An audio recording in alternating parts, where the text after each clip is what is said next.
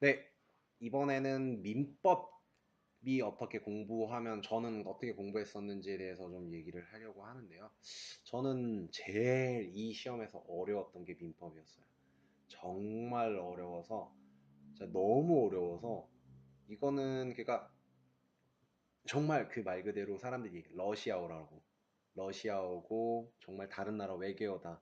정말 못 알아듣겠다. 뭐 처음 듣는 단어. 왜냐하면 그러니까 사람들이 얘기하잖아요. 나는 법 없이도 살 사람이다. 저도 그랬던 사람이거든요. 정말 법 없이 살 사람이라고 얘기하면서 법에 대해서는 정말 몰랐어요.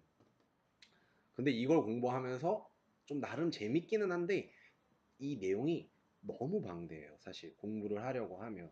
근데 그래서 이 공부를 하려고 할 때 처음 접근하면 좋은 방법은 처음 접하는 그 단어들, 그것들을 저는 이런 독서실 책이, 아니, 공간이 있으면 그 공간에다가 포스트잇으로 그 모르는 단어들을 다 적어서 붙였어요. 계속 보고 외워지면 떼고, 근데 나중에 또 복습할 때 또 잊으면 다시 적어서 붙여놓고, 계속 붙여놓고 보고 그래서 그 단어들을 익히면서 다음 한번 제가 정말 그 강의하시는 분 중에 한 분 거를 거의 한 30편 정도 되는 거를 한 민법은 한 4번, 5번 정도로 돌려본 것 같거든요.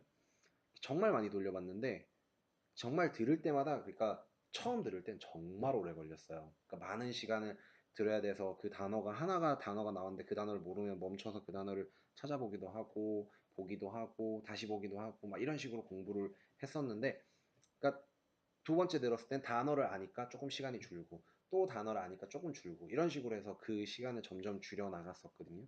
그래서 전체적으로는 민법 공부는 자주 듣고 많이 듣고 계속 보는 게 가장 중요한 시험 중에 하나가 민법이라고 얘기를 드릴 수 있는데, 다만 공부를 정말 스트레스 받아가면서 공부를 했었는데, 왜냐하면 너무 점수가 안 나오고 너무 어려우니까 분명히 내가 이 과목을 복습을 하는 거기 때문에 두 번째 봤기 때문에 점수가 꽤 나와야 되는데 점수를 매겨보면 절반 이상을 맞는 경우가 너무 없는, 거의 절반을 못 넘겨요.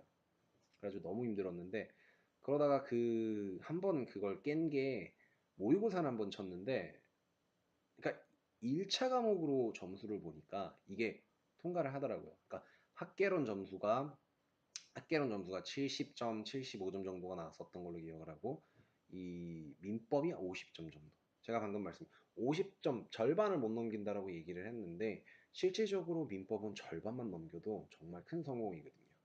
정말 30점 넘어가기가 힘들다라고 얘기를 해요. 그러니까 처음에. 근데 30점을 넘고 40점을 넘고 여기부터 그다음에 40점에서 50점 이 점수까지는 정말 잘 갈 수 있는 점수니까 우선은 30점 넘기는 게 목표로 해서 공부를 하시면, 그러니까 이게 정말 이해가 안 되는 부분이 있어서 정말 파고들면 이 민법이라는 게 끝이 없더라고요. 정말 그 민법이라는 방대한 내용 안에서 정말 조금 나오는 게 부동산 이 중개사 시험에서 나오는 민법이거든요.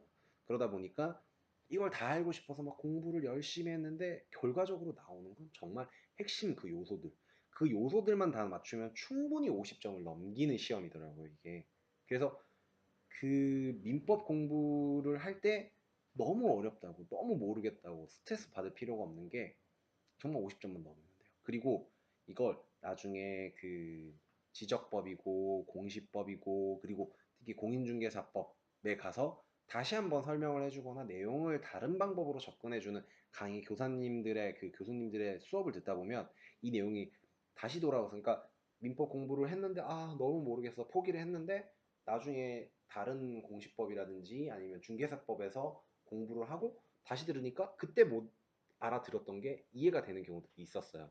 그래서 너무 한 번에 매달려서 막 다 알아야지 이러기보다는 정말 전체적으로 한번 듣고 그러고 나서 다른 과목도 좀 듣고 그다음에 또 한번 공부했을 때는 이 모의고사도 한번 쳐봐서 전체적인 점수가 몇 점이 나오는지, 50점이 넘었구나, 그리고 이거 50점만 넘으면 나는 실패했구나, 안 되겠구나라고 하는데 이 1차 과목을 통틀어서 점수를 평균을 내보면 또 합격하는 점수가 나올 수도 있어요.